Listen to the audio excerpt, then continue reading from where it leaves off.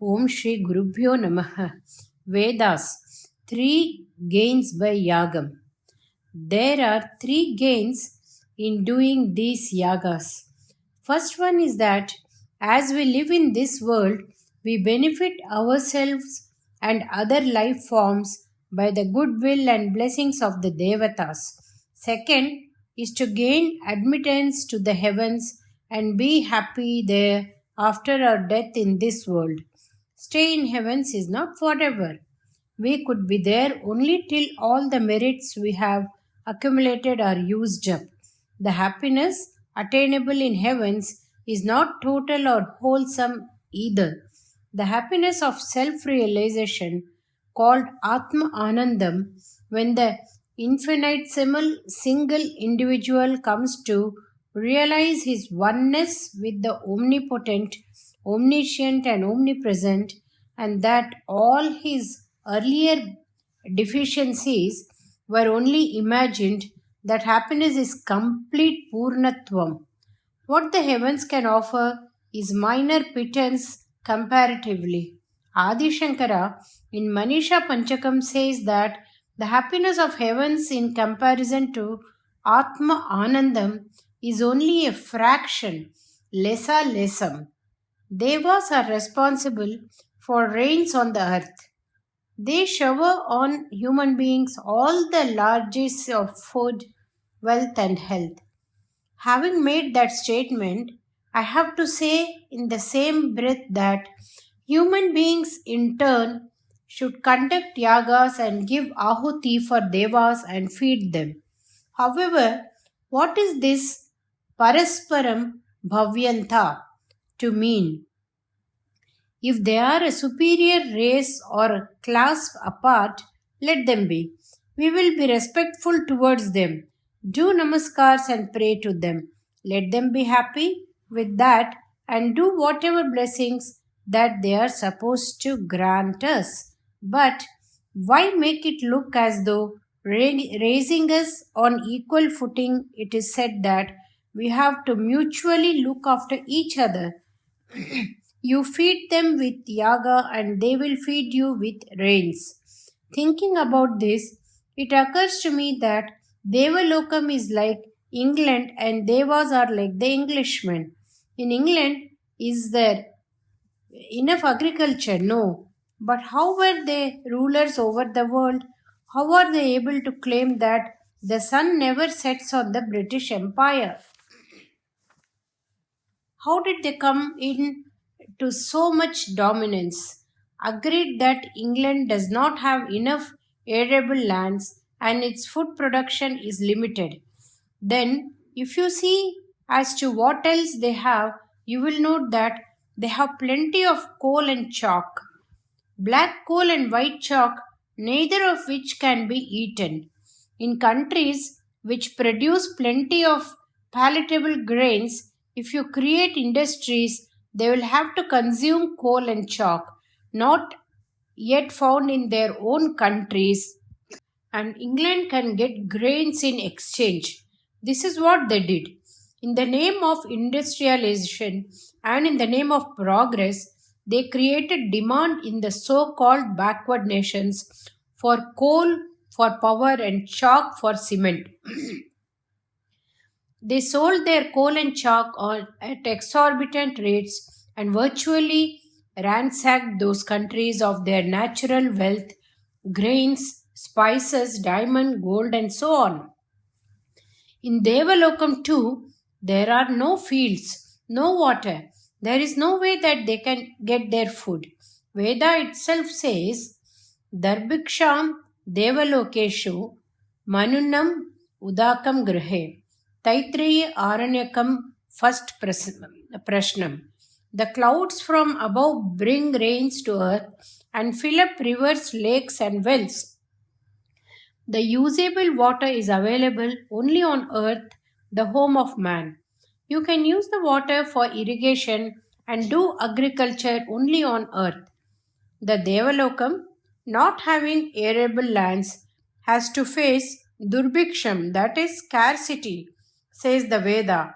But for water to come as clouds and fall as rains, You have to have the help of the Devatas, that is, natural forces. If we do Yagnam, they will enable rains to pour their largesse, otherwise, no. There will be drought. All the rains will go to the oceans, or there will be torrential rains as to destroy the crops. Either there will be Adivrishti or Anavrishti. That control is only with Devas. Like the Britisher having coal and chalk, the Devas have the power to control the natural forces. They cannot feed on their power, but it is us who can enable them to have this power.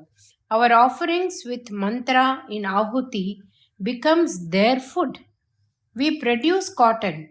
When there were not many textile mills in our country, Britishers purchased our cotton, took to took it to Lancashire, made it into muslin and sold it back to us at 4 times the cost of production and transportation. He made profit while importing from us and while exporting to us. Mahatma Gandhi's Satyagraha in trying to save Dhaka muslin is another aspect of the same exploitation. They was to return the water that went up as steam from oceans of the earth only. But they do not fleece us as Britishers did in the Indian subcontinent. But we must keep up our end of the bargain in taking care of the Devatas through Ahuti in the Yagnas. They are more powerful than us, but God has made it look as though we are at equal footing with the Devatas, having given us the responsibility to conduct yagnas and offer the oblations, making the Devatas satisfied with that much. That is why this encouragement to both by Parasparam Bhavyanta is valid and reasonable. Labor and managerial powers.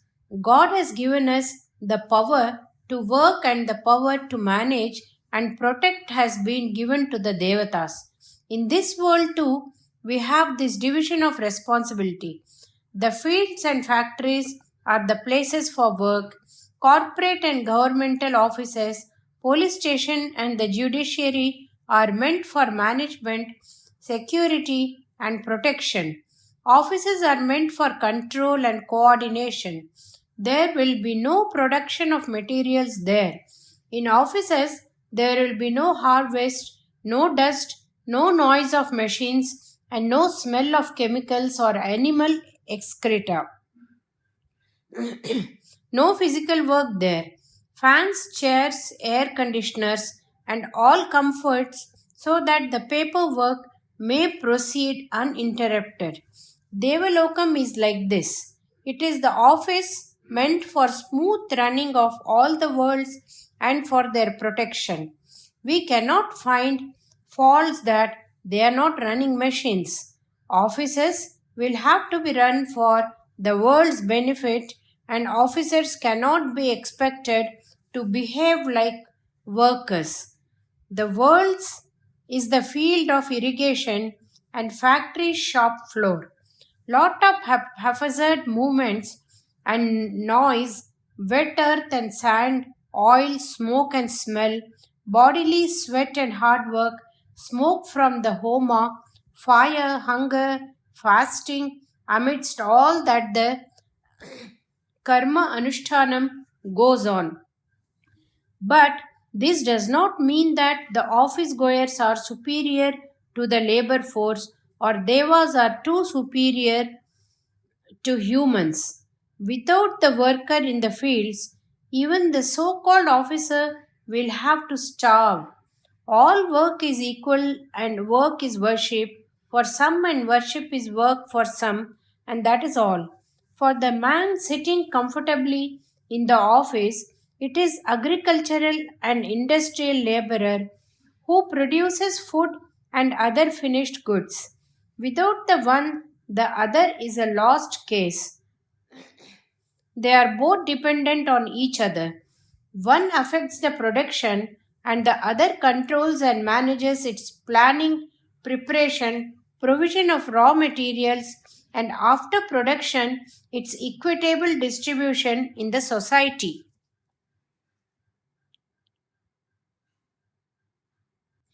That is why there is a government with various departments controlling and organizing and guarding against wrongdoing and pilferage. The relationship between the human beings and the Devatas is very similar to one existing between the laborers and white collar workers.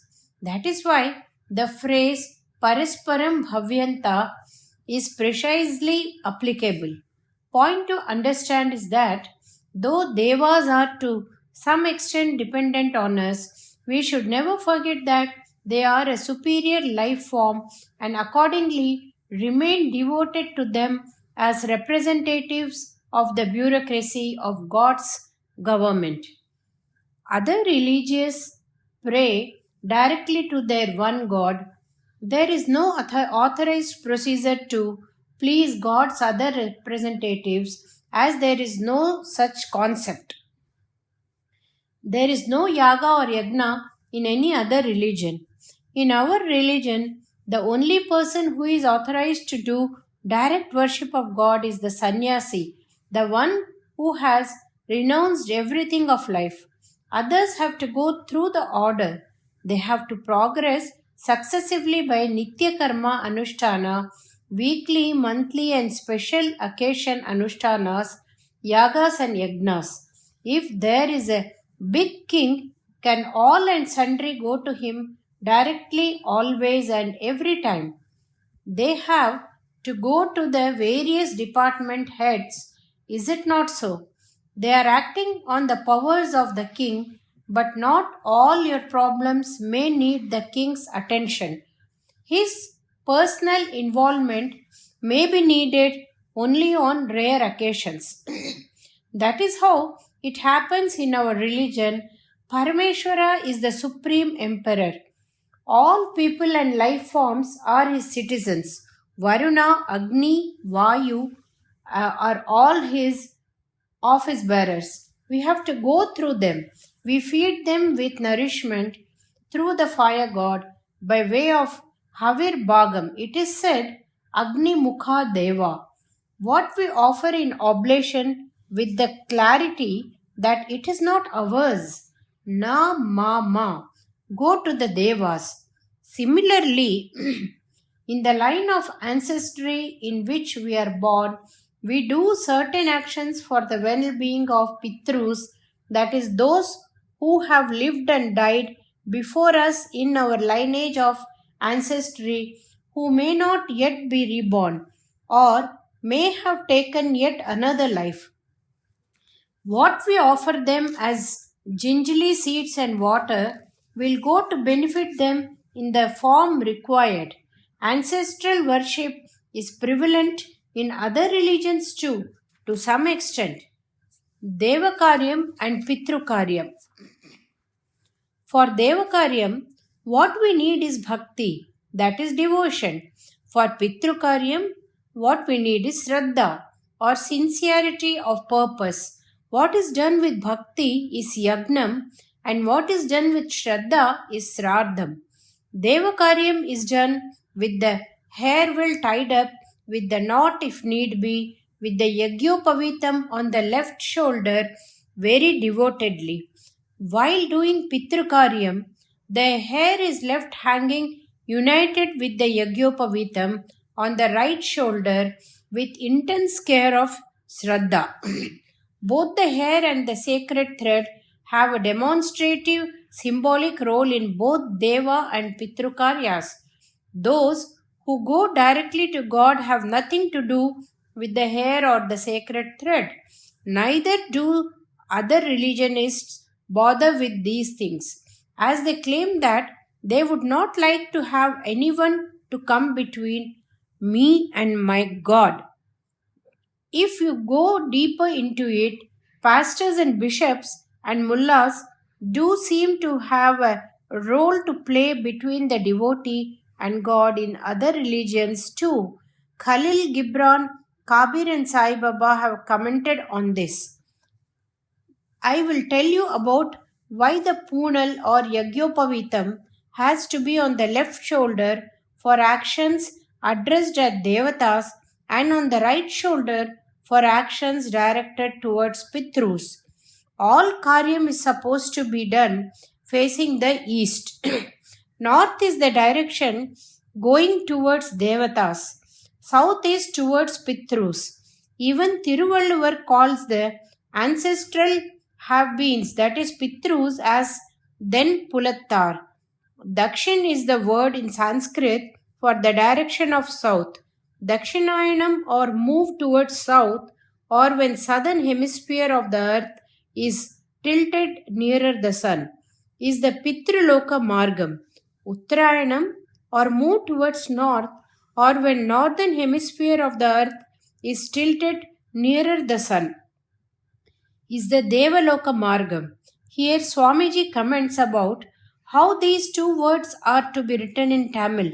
He says that in Uttarayanam, the Na has to have the letter with 3 connected circles, and in Dakshinayanam, the second letter Na should have only 2 connected circles as per the rules of grammar as na and na respectively. Since he often has noticed printing errors, especially in the newspapers, he feels compelled to make this point. Those who know Tamil may take note. The northern route of Devamarg of Uttarayanam and the southern route of Pitrumarg of Dakshinayanam has been talked about in Bhagavad Gita by God Himself. We face the east while doing Pitrukaryam. At that time, the right shoulder is towards south. So the Yagyopavitam should be on the right shoulder towards south.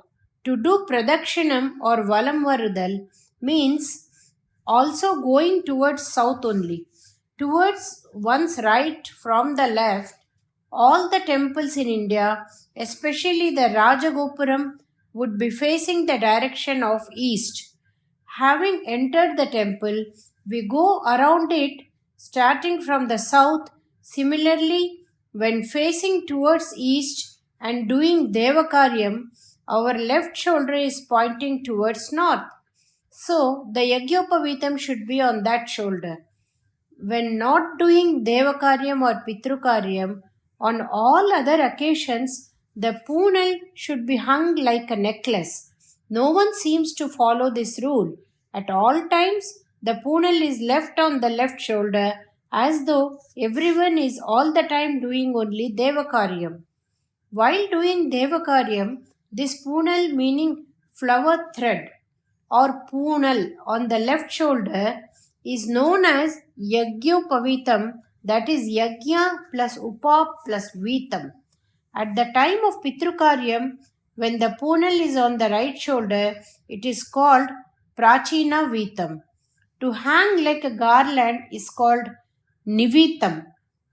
In Brihat Aranyaka Upanishad, there is a description of a Jnani leaving all karmas, starts off as a renunciate beggar. While commenting on that, Acharya says that the Upavitam is so as to enable a man to do Deva Rishi Pitru karmas. Once he has renounced these duties, there is no need for the Punal for him. During such commenting, he quotes the Shruti Vakyam, Nivitam Manushyanam. Somehow, this seems to have been ignored for too long. The main logic of Yajna Karma. Why is there this Yajnam as effort to give Ahuti to Devas as God's representatives? Only in our religion and in no other. When we think about this and think of the logic of it, I feel that we should look at how the world functions. When there is surplus production of any commodity in one place, it is sent to other places where it is not in abundance and in exchange for something else in turn, that is more plentifully available there. All trade and commerce the world over is based on this simple logic. This happens between houses, areas, cities, regions, and countries. Carpenter, goldsmith, blacksmith, and so many such craftsmen either sell their finished goods or provide repair service. They do our work and we look after their requirements. We give grass to the cows and they give us milk. We pay taxes to the government and they manage the nation's affairs and provide protection from external threat and ensure internal law and order. The whole world runs on such give and take of exchanges, including international trade. Engineers could help in diverting the rainwater in suitable channels for irrigation while avoiding wastage and spillage. They cannot themselves make the rainfall. Nowadays, they do what is known as seeding the clouds. For that, however, we need rain bearing clouds. For rains, we need to send some things to the heaven. As mentioned by me earlier, this mutual exchange is described in Bhagavad Gita, chapter 3, shloka 2. Devan bhavayatanena te deva bhavayantu vaha parasparam bhavayantah shreyah paramavapyasya. This means through yagas you keep the devas happy. Let them take care of your welfare by rains and such actions. Thus, mutually helping each other, you may both attain to the highest param shreya avapsyatha. Now a question arises as to whether it is alright to kill animals and offer them as ahuti in yagna. Let me answer this question. Is cruelty to animals permitted in yaga or yagyas? Yagnam is done involving the form of mantra, devata and havis or ahuti. Mantra is to be chanted by the mouth, devata is to be thought of by mind, havis is to be offered as the material, thus combining the oneness of concentrating manovakyam in their respective modes of thought, speech and action. In havis, ghee is important. Not only is the melted butter directly poured in the fire of yagyam, anything put in the fire as ahuti is said to be cleansed by a few drops of ghee over it before that item is offered in oblation. In some yagas, animal has been permitted to be offered. Is it a sin to offer animal meat while doing yagyam? Madhavacharya had ruled that we should not kill an animal and do yagam, offering its body parts in oblation. He advised that we should make a symbolic offering instead of killing an animal while conducting a yaga. He suggested that some rice powder kneaded with water to form a ball of material to represent a pasu or animal and offer the same as havis. Incidentally, in Sanskrit, every animal is a pasu and not necessarily a cow. Rishi Veda Vyasa, who organized the Vedas into four, also wrote the Brahma Sutram. In it, he has covered the Jnana Kandam portion of Vedantam as given in the Upanishads. The Yajna part is in the Purva Mimamsa portion, that is, the earlier Karma Kandam. The usefulness of doing Yagnam is given in the Uttara Mimamsa of Jnana Kandam. You cannot graduate to the latter portion without going through the primary portion, which cleanses the mind. So, the actions of Yaga and Yagyam of the earlier portion of Karma Kandam cannot be sinful, as that is the process of refinement and graduation to the latter part. Asuddham iti chena sabdat, says Brahma Sutram. This means that Veda itself is saying to do yagyam is the prelude in action to the latter awareness. So, it is not to be done as though it is the dirty thing. How do we decide as to what is clean and what is not? That decision itself is done by referring to Shastras. Vedas are the highest of the Shastras. Yagyam as a Shabdam is ordained in Vedas, so there is no sin in doing it. Says Vedavyasa in Brahma Sutra. Elsewhere, Veda clearly forbids. Do not drink alcoholic drinks, so it is clear that to imbibe liquor is not approved as per the Vedas. As Madhavacharya had advised, even when we make symbolic representation of an animal in a piece of kneaded dough, we still do prana pratishtha of the animal, so it is tantamount to killing the animal is sacrifice only. Now we move one gear up.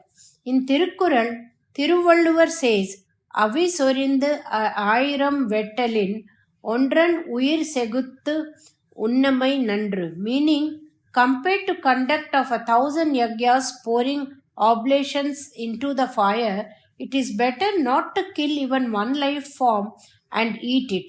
This is interpreted to mean that Thiruvalluvar is against conduct of yagyas. How far can one be from what is meant? Dharmam should be done. Don't we kill in war? Do we not put a murderer in the gallows? For the sake of many people's benefit, there is nothing wrong in sacrificing even an animal's life.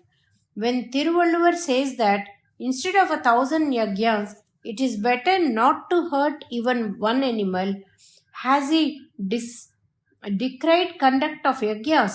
Manu also says elsewhere that one Ashwamedha Yagnam is superior to 1,000 yagnas. Ashwamedha Yagam is one in which a horse is sacrificed. Then he goes on to say that to utter one truth is better than conduct of 1,000 Ashwamedha Yagas. What does it mean? It means that they are all great things, but they are being listed in their order of preferability. Comparison is always between similar things. You can compare Ekadashi fasting with fasting in Shivaratri, but we cannot say that fasting in Shivaratri is better than opening a supermarket. At the end of Chandogya Upanishad, while recommending the preferability of ahimsa, it says clearly that such preference is to be exercised in all activities other than Veda karmas. In the Kural, if ahimsa is superior to conduct of yagyas, it means that it is great to conduct yagyas, but it is greater to observe ahimsa.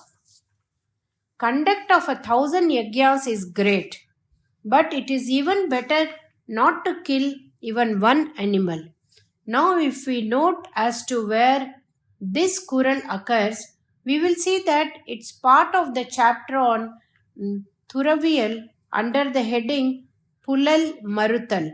That is, the kind of advices given to people who have taken to a life of renouncement with no attachments whatsoever, living on alms. Such a person is supposed to give up eating meat also. So the Kural goes on to say that a householder may conduct 1,000 yagyas, but a sannyasi should refrain from eating meat. As per Shastras too, a sannyasi has no right to do yagyas. He is in the total ahimsa. To quote the Kural out of context is the fluent sleight of hand of some. Yagyas are of many types. One, the Vedangas, is Kalpam, about which I am going to talk to you later. Then I will cover in detail the various types of yagyas. Here, what I wanted to say was that animal sacrifice is not to be done in all types of yagyas. The things offered in Havis are ghee as ajyam, cooked rice with ghee, cooked cereals as charu, baked purudasam, that is dry cakes of mixed cereals and pulses, milk in agnihotram, akshadai or dry rice colored with haldi and kumkum in aupasanam. dry twigs of some selected plants in Samita Danam. Even in those yajnas where animal sacrifice is permitted, only a very small portion is left out as remainder, which is to be consumed as prasadam by the Ritviks. They are not to feast on it. There are 21 yajnas to be done.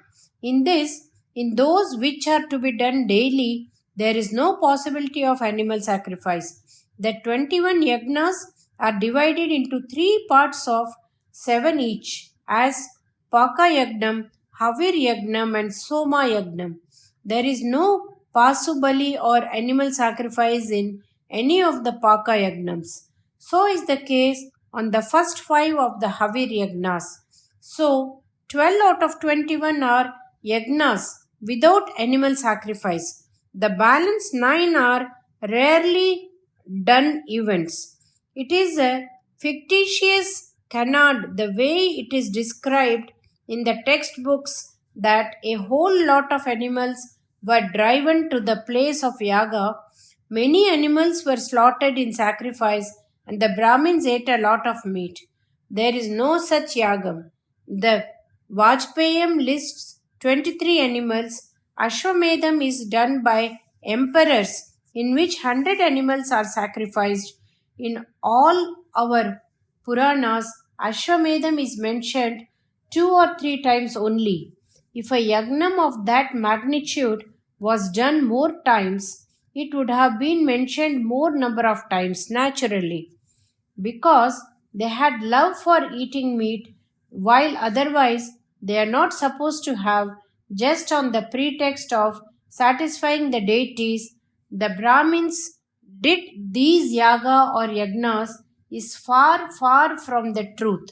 The Veda is quite clear as to which part of the body of the animal is to be used and how much the part is to be cut. Out of that, the Ritviks are supposed to swallow a very small piece the size of a grain of a pulse, without salt or sugar or sour or pepper taste added to it. So to say that Brahmins, out of greed for meat eating, were duping the general public in the name of conducting yagnas is a totally irreverent falsehood.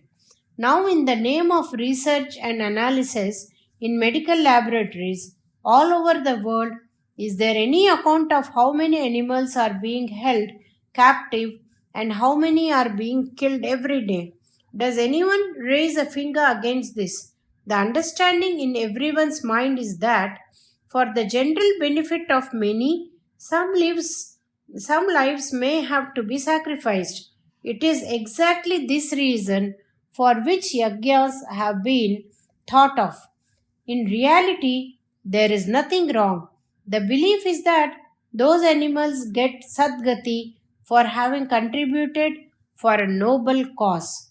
Now stop for a moment and relate this matter under discussion to the number of animals being killed all over the world in every city, in the butcheries, abattoirs, slaughterhouses, and so on, just to satisfy human hunger. Another fallacious distortion is in the name of Somayagam, that the Somarasam that is drunk is like drinking liquor only. Somarasam is not an intoxicating drink at all. What is said in an overstatement that Indra got mad after drinking Somarasam and killed his enemy is being misinterpreted and misquoted. First of all, the very physiology and morphology of human beings and devatas are totally dissimilar. Also, to think that the Ritviks drank some barrels after barrels or bottles of after bottles of intoxicating drinks by way of somarasam is simply ignorance. The whole of somarasam made from a plant somalata is less than a tumbler full of, say, a few ounces.